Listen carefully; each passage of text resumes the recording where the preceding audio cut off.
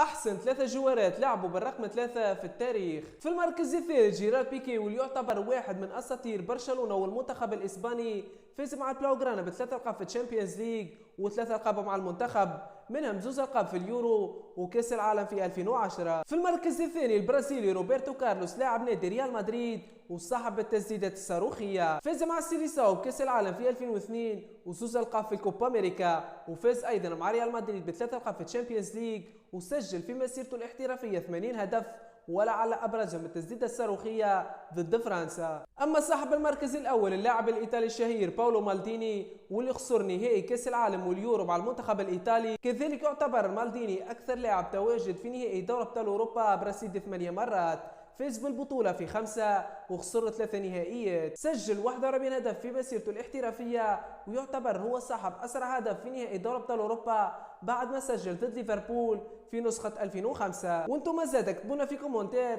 شكون أحسن لاعب لعب بالرقم 3 في التاريخ.